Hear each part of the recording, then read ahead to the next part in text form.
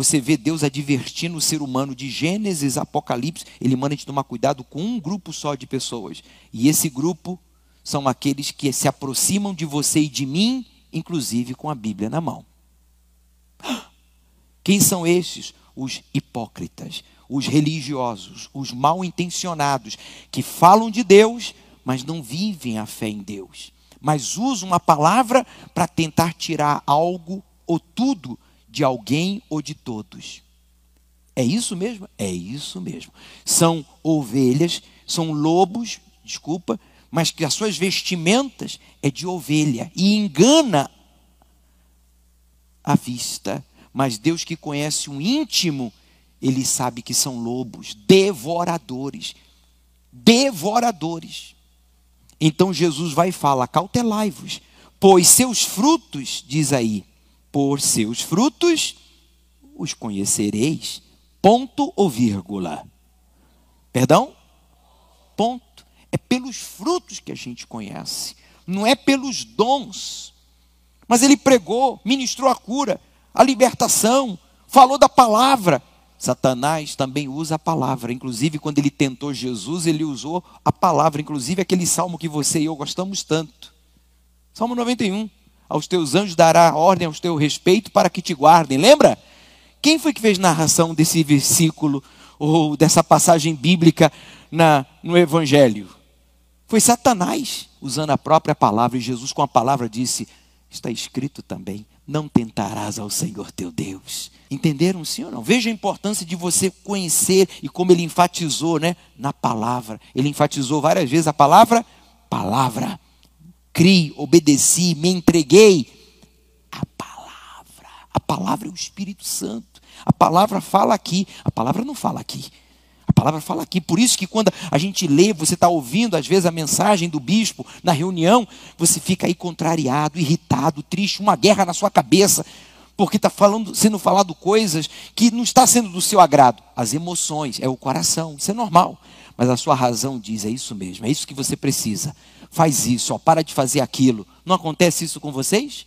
Isso acontece comigo quando eu leio a Bíblia. Assim toda árvore boa produz bons frutos, e toda árvore má produz frutos maus. Jesus não está falando de obras, ele está falando de frutos, de caráter.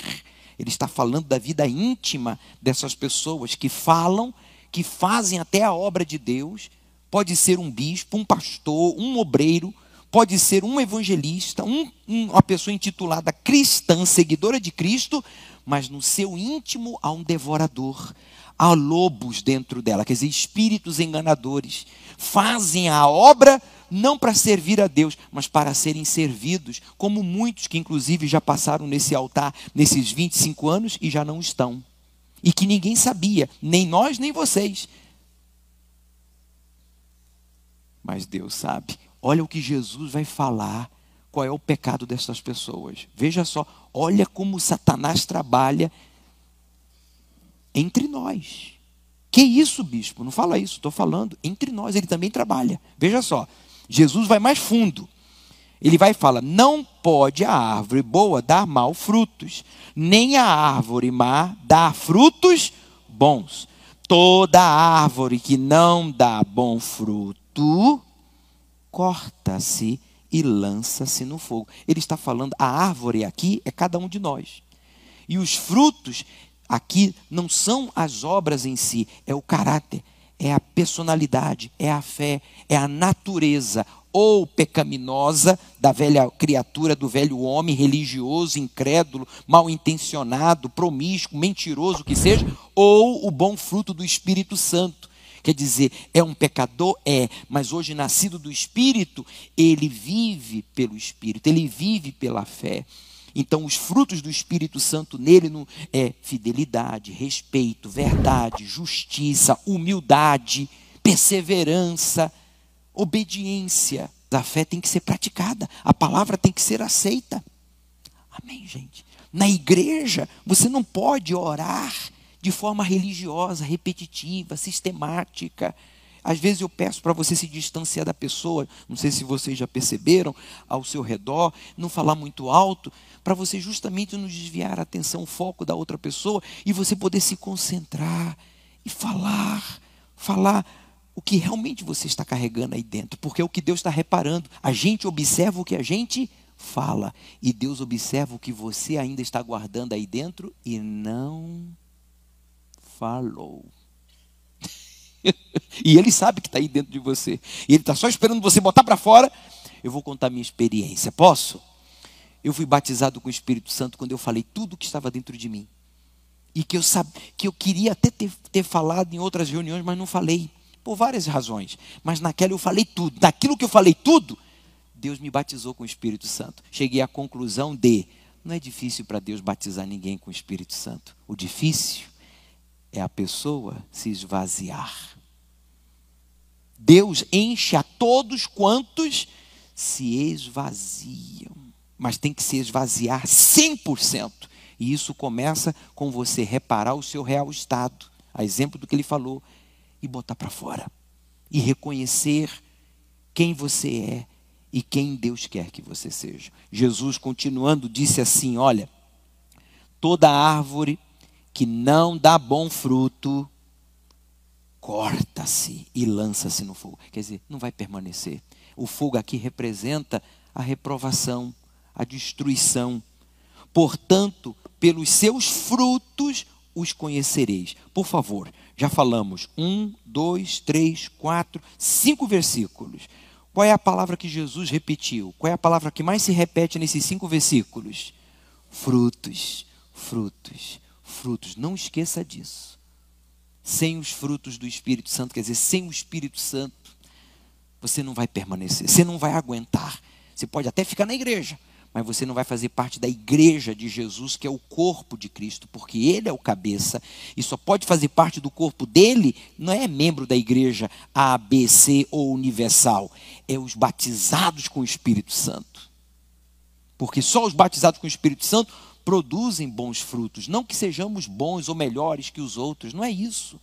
É que com o Espírito Santo, agora prevalece Deus em você, e não você em Deus, como muita gente que tenta impor a sua vontade, os seus sonhos, as suas manias a Deus. E Deus não vai se sujeitar jamais a isso.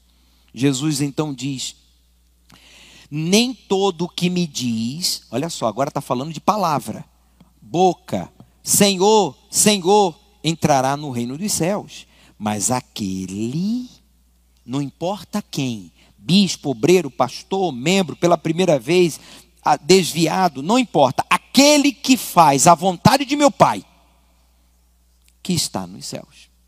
Quer dizer, quem vai entrar no reino dos céus, gente, isso é muito sério, é a minha alma.